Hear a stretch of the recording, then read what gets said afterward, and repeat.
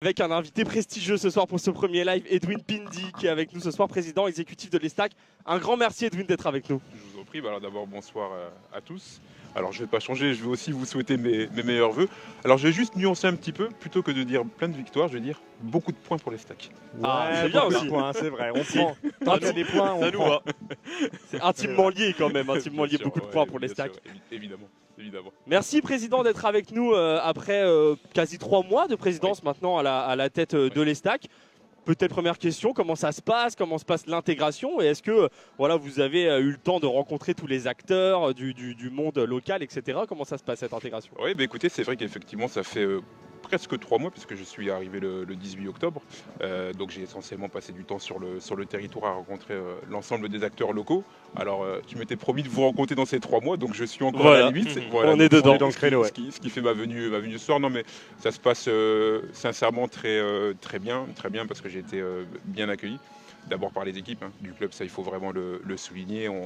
On a des équipes, des salariés qui sont vraiment attachés au club, que ce soit au niveau entre guillemets de notre structure professionnelle, au niveau de notre centre de formation et l'ensemble, je dirais, de l'association. Vraiment, j'ai bénéficié d'un super accueil et je tiens vraiment à leur dire parce que c'est important. J'ai pu voir les supporters, évidemment les politiques, les partenaires. Bien sûr. Alors la majorité, parce que mine de rien, il y a quand même eu pas mal de matchs dans ce laps de temps de 3 mois. Ça s'est enchaîné. Évidemment la presse, donc ça m'a permis vraiment de me faire une première idée, je dirais, de l'environnement et du microcosme local, ce qui est vraiment important pour moi dans ma façon de diriger, de manager et de mener le projet. Ok. Bon, ça fait du monde à rencontrer effectivement. Nous, Edwin, on va parler un petit peu de votre passé de joueur et de vous êtes un président déjà jeune, peut-être parmi les plus jeunes présidents, peut-être de Ligue 2, de Ligue 1, et puis l'un des rares peut-être à avoir été joueur. Il y en a beaucoup de présidents qui ont été joueurs pro. Non, effectivement, il n'y en a pas beaucoup. Bon, il y a Olivier Létang, il y a Marc Keller. Je pense que ça doit être à peu près tout là sur les présidents qui sont actuellement en exercice. Alors c'est à vous de faire les c'est vrai, recherches. le travail. C'est vrai. Puis c'est vrai que je suis l'un des plus jeunes, puisque je vais fêter mes 40 ans dans quelques semaines. Donc mais effectivement, bon maintenant, voilà, je suis surtout très envie de mener ce projet. Ouais. C'est vrai que ça n'a pas forcément été évident au niveau de l'été, puisque bon, j'étais quand même sous mandat à Dunkerque. Mon arrivée a été annoncée, il a fallu attendre un petit peu, et puis je peux vous dire que ça démange quand vous suivez un petit peu l'actualité de votre futur club. Bien sûr. À distance. Donc voilà, je suis vraiment pleinement dans le projet maintenant, et quelque part cette année 2025 aussi pour moi, maintenant que j'ai fait mes 3 premiers mois, c'est aussi pour donner une nouvelle dynamique et puis apporter ma patte, ouais, tout à fait. Bon. Donc oui, passé d'anciens joueurs et donc avec des têtes connues, je regardais, vous avez commencé avec Cabaye, avec Debuchy, c'est ça, Fauvergue, du côté de Lille, et puis un certain Stéphane Dumont. Ça nous parle? Ça va? Ça me parle un petit peu. L'entente se passe bien du coup? Ouais, mais c'est vrai que Stéphane, on se connaît évidemment depuis, je dirais quasiment plus de 25 ans. Il était juste une ou deux générations au-dessus de moi. On s'est connus au centre de formation du LOSC. On est tous les deux vraiment des vrais Lillois. Lui, il est arrivé très tôt au LOSC. Évidemment, il y a été pro et il a même été capitaine. Moi, j'y suis arrivé à l'âge de 10 ans. Donc ça fait vraiment très longtemps qu'on se connaît. Puis vous voyez, le hasard fait bien les choses, même si le hasard n'est pas complet, parce que quelque part on partage des valeurs qui sont vraiment communes. Et j'inclurai aussi évidemment Antoine Siberski, qui a été formé au LOSC. Alors, pas de la même génération, Gaël Sens, qui a été aussi formé au LOSC. Alors c'est curieusement, une petite invasion, non? On s'est retrouvés effectivement tous les 4. Alors Gaël et Antoine qui eux ont un peu plus joué ensemble, Stéphane et moi qui avons évolué un peu plus dans les mêmes générations, donc voilà, on est effectivement des anciens Lillois, mais on partage beaucoup de valeurs communes. Ouais, bien sûr, mais c'est marrant que ces 4 anciens Lillois en fait représentent le renouveau et le nouveau projet de l'Estac, on l'espère sur plusieurs années, mais on imagine que ça facilite les relations et que ça facilite la mise en place d'un vrai projet. Oui, bien sûr, complètement. Alors c'est vrai que les processus ont été assez différents pour nous 4, puisque si on doit commencer avec Gaël qui lui a eu une carrière ici de joueur et capitaine qui était un personnage emblématique de l'Estac, qui a pris la présidence de l'association en début d'année, alors 2024 puisqu'on est en 2025.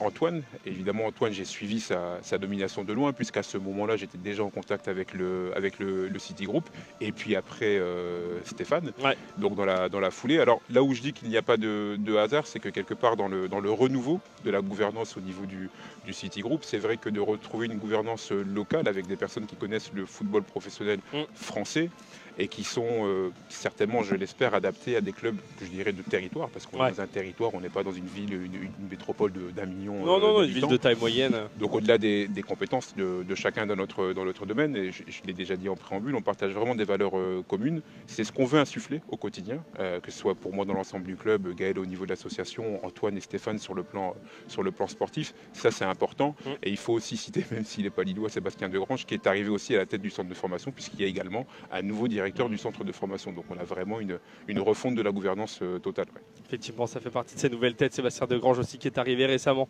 Dunkerque, ça fait partie des clubs qui ont marqué votre carrière, que ce soit en tant que joueur ou en tant qu'administratif, j'ai envie de dire, du football. Voilà, quel souvenir vous gardez de Dunkerque? Alors c'est vos premières années en tant que joueur. Vous avez joué avant, formé au LOSC. Il y a eu un club entre le LOSC et Dunkerque? Oui, alors je suis passé par des clubs de la métropole lilloise et aussi ça, de la resté dans le Nord, région. Je suis resté dans le Nord, donc j'ai joué d'abord à l'ECAN. L'ECAN qui était à l'époque un club de CFA. J'ai joué à Wascal qui a connu la D2. J'ai joué aussi à Calais, qui a connu le national, et j'ai terminé ma carrière à Dunkerque. Ouais. Alors c'est vrai que il y a deux pans, je dirais. Il y a d'abord le centre de formation du LOSC où j'y suis resté 10 ans jusqu'à l'équipe réserve, qui est évidemment une grosse partie d'une carrière de footballeur, puisque c'est là où on apprend les bases et c'est ce qui nous construit, c'est ce qui construit notre avenir.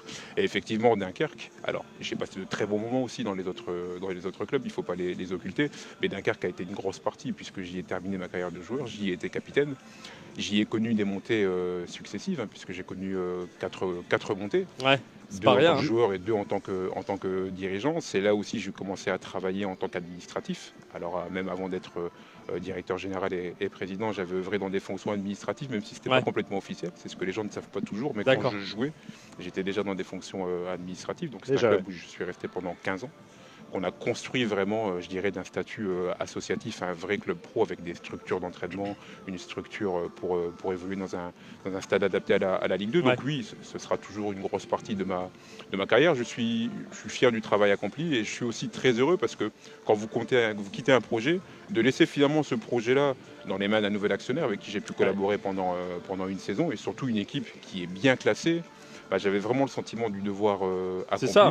Alors les gens se disaient mais pourquoi tu vas je pense qu'ils se sont posé la question. Et troisième, non, moi j'ai choisi de rejoindre un projet.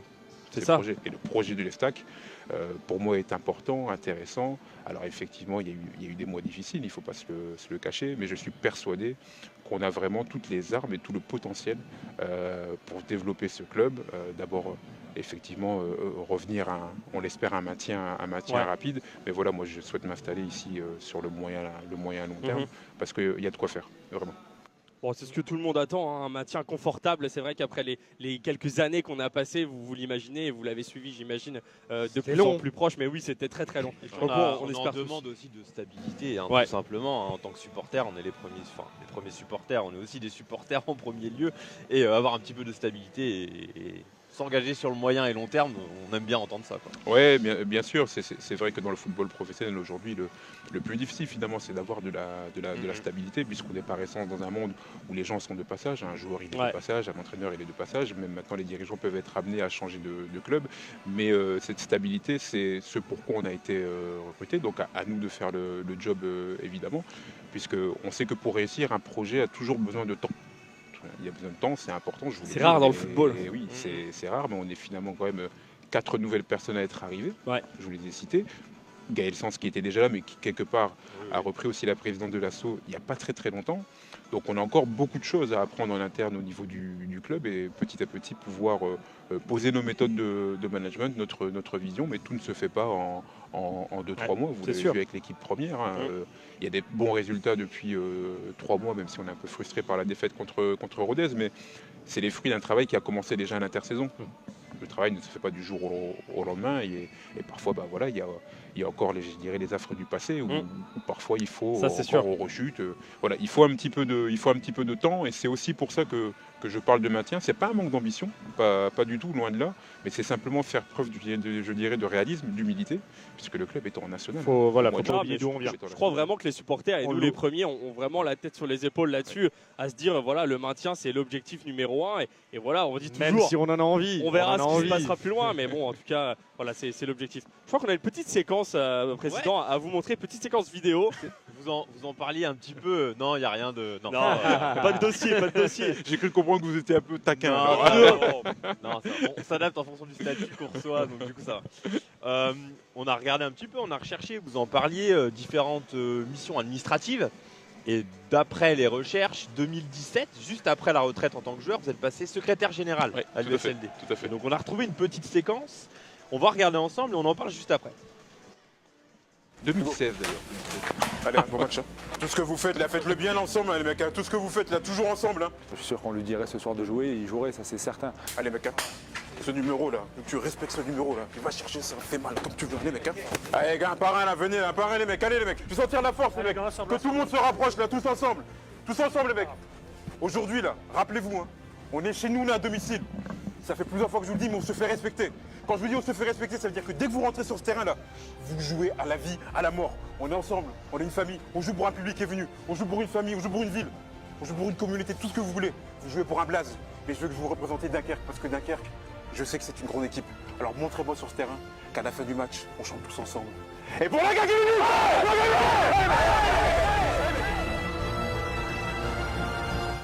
On aime ça, Guillaume. Hein. Voilà, on aime ça. Ça me petit plaît, extrait du ça me jeu. plaît. Ça, hein. Ça me plaît. Là, c'est qui parle? C'est le joueur qui parle. Là. C'est le capitaine. Ouais, alors la particularité à ce moment-là, c'est vrai que je venais d'arrêter ma carrière quelques mois avant.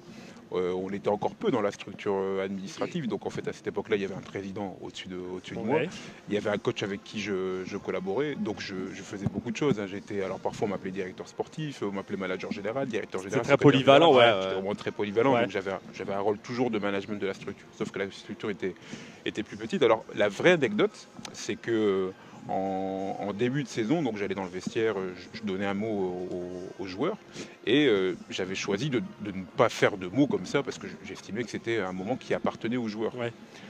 Et en fait, c'est l'entraîneur qui m'a demandé, Edwin, en fait, toi tu es l'âme du club, j'ai envie que tu fasses le mot parce que tout le monde m'a dit que c'était toi qui faisais le mot encore quand tu étais capitaine la saison dernière. Donc est-ce que tu peux le faire? Okay. Et c'est vrai que je crois que je l'ai encore fait pendant cette saison et peut-être la saison encore oui, après. À chaque match. Ouais, à chaque Ah match. ouais, ok. Ouais, à chaque match donc où j'allais voir les joueurs en accord avec l'entraîneur et où bah voilà, je l'ai motivé tel que je l'avais fait quand j'étais dans Avec donc l'étiquette de secrétaire. Secrétaire général. Secrétaire général. En fait, j'étais manager général. Hein. Ouais. C'était l'équivalent. J'avais vraiment. On était en association en fait à ce moment-là. Aujourd'hui, Donc, j'avais un rôle de management. le président, il est toujours aussi proche des joueurs, il va toujours un peu dans les vestiaires, les discours, Différemment. il parle, Ah, il ouais. est pareil. Différemment. C'est quel type de président aujourd'hui? Différemment. Ouais. Tape du poing sur la table. C'est vrai que ça, c'est ce qui intéresse souvent par mon profil. Mais aujourd'hui, j'ai plus de recul. Parce qu'avec l'expérience et surtout la structuration, moi ce que j'aime c'est que chacun ait son autonomie. Vous voyez, quand vous avez un entraîneur, quand vous avez un directeur sportif, et c'est pareil d'ailleurs quand vous avez des salariés, il faut leur laisser une autonomie. Et aujourd'hui, moi mon rôle c'est de faire en sorte que chacun dans son secteur fasse son travail. Je suis présent évidemment avec eux. Ça peut m'arriver de leur parler, mais ce serait à des moments vraiment bien choisis. Ok. Bien choisis parce que il y a nécessité à un moment donné de parler avec l'autorité du club. Ouais. Mais d'abord, un vestiaire, il est managé par son entraîneur. Bien sûr. C'est d'abord l'entraîneur. Au quotidien, dans la semaine. Sauf si un jour il est demandeur. Voilà, sauf si voilà, un jour bien sûr. il est demandeur. Il y a le directeur sportif, c'est important aussi. Le directeur sportif est aussi le trait d'union, évidemment, entre la direction générale de la présidence et les joueurs. Et de temps en temps, oui, le président, sur certains sujets ou sur des faits, va venir lui s'exprimer parce que c'est important que les gens se disent que la fois où le président il intervient, il y a un impact qui est différent. Ouais. C'est pour ça qu'aujourd'hui, C'est ponctuel. ça reste ponctuel. Et même si je l'ai déjà fait par le passé, je serai encore capable de le faire. Ouais, et puis vous Mais aimez c'est ça, plus- j'imagine. Oui, bien Ouais. sûr, mais c'est plus mon rôle aujourd'hui. Et parce qu'il y a des gens qui sont en place pour ça. Ouais. Et c'est ce qui doit faire réussir justement l'ensemble de la structure. Ok. Bon, Edwin, il nous reste quelques minutes avant la fin de cet entretien, mais peut-être une question sur l'actualité, notamment le mercato. On est en pleine période de mercato. Voilà, on en lit de tous les côtés, et notamment dans la case des départs. Et voilà, il y a un nom qui revient, c'est Syria Kyrie qui a beaucoup brillé dans cette première partie de saison. Il est sur la feuille. Je vois les commentaires des gens sur le live. Vous Ils doutez, attendent que ça. hein. on est obligé de vous poser cette question. Bah, je Est-ce m'en doute. qu'il y a vraiment des réunions de crise pour savoir qu'est-ce qu'on fait de Syria Kyrie? Est-ce qu'il y a des offres qui arrivent? est-ce que l'actualité elle est brûlante autour de Cyriac et qu'est-ce qui va en être? Non, mais vous savez, je vais vous parler d'une façon un peu plus générale. Déjà, le mercato, il est géré par notre directeur sportif. Je vous disais, chacun a son rôle. Chacun a son rôle. Évidemment, le directeur sportif et moi, on a des réunions et des discussions très régulières et très étroites. Et ces discussions ne démarrent pas simplement parce qu'il y a un mercato. Cyriac est évidemment un joueur d'avenir sur lequel le joueur compte aujourd'hui. Qu'il soit observé, sollicité, ça fait partie du jeu. Il y avait déjà du monde il y a 6 mois dessus. Déjà, il y a 6 mois, c'est exactement ce que j'allais vous dire, c'est que déjà il y a 6 mois, il y avait du monde, donc ce n'est pas du tout étonnant, c'est une situation à laquelle on était évidemment préparés. Nous aujourd'hui, on souhaite travailler dans la continuité, maintenant on ne sait jamais ce qui peut se passer dans le monde du football, c'est comme ça. En tout cas, Antoine il a les dossiers en main, donc c'est à lui qu'il faudra quand même poser la question. Ah, on espère l'avoir un jour sur le plateau. On l'attend, hein. C'est un débat qui existe de toute façon autour de Cyriac depuis le début de saison. Donc il n'y a rien d'étonnant, mais effectivement c'est un joueur qui crève quand même l'écran par rapport à ses qualités et à son âge notamment. Non, et puis on pense aussi à Renaud Ripard bien sûr, et on est triste d'apprendre cette blessure, mais est-ce que voilà, ça va engendrer un manque aussi à la pointe de l'attaque troyenne? Est-ce que ça va débloquer aussi peut-être un recrutement qui n'était pas prévu? Déjà on est effectivement triste de cette blessure. Déjà parce qu'une grosse blessure c'est toujours embêtant pour un joueur. Qu'il les enchaîne. Renaud les a malheureusement enchaînés, il était dans une période où il revenait très bien, il a aussi une forme de leadership qui est intéressante pour l'équipe. Maintenant voilà, il y a Stéphane, il a une façon de faire jouer son équipe. Il y a effectivement forcément des discussions, je serais un menteur de ne pas le dire. C'est d'abord au secteur sportif de bien identifier ce qu'il y a à faire. Il y a encore 15 jours, alors même pas, un petit peu plus de 15 jours puisque ça se termine le 4 février. Donc voilà, ça travaille. Aujourd'hui il n'y aura pas d'annonce évidemment, mais effectivement ça travaille. C'est malheureusement le monde du foot. Il y a toujours les aléas. Ça, ce sont les aléas. Bon, merci en tout cas d'avoir répondu à toutes nos questions, Président, et d'être venu sur ce plateau. Je pense que les gens étaient très contents de pouvoir vous connaître un petit peu mieux. Et voilà, on vous souhaite un très bon match et puis une bonne suite de campagne avec les Stacks. Merci à vous. Évidemment, allez les Stacks. Et un petit dernier message. On espère vraiment que sur cette deuxième partie de saison, qu'on puisse garnir le stade de l'Aube. Sachez que c'est important, je vous le dis. Et là, c'est le président, mais aussi l'ancien joueur qui parle. Je peux vous assurer que quand un joueur rentre sur le terrain, ce petit supplément d'âme, quand il voit un territoire, des spectateurs qui sont mobilisés autour de l'équipe, ça apporte un plus. Je sais qu'il y a eu des mois qui n'ont pas forcément toujours été faciles, mais on aura besoin de tout le monde pour réussir. Ça, c'est vraiment important, c'est le message que j'adresse à tout le monde. Bon, le message est passé. Merci, Président. Merci bon match, à bientôt. Merci. Voilà, Edwin Pindi, président de l'Estac. C'était très sympa de l'avoir en interview d'avant-match. Bon match, à bientôt.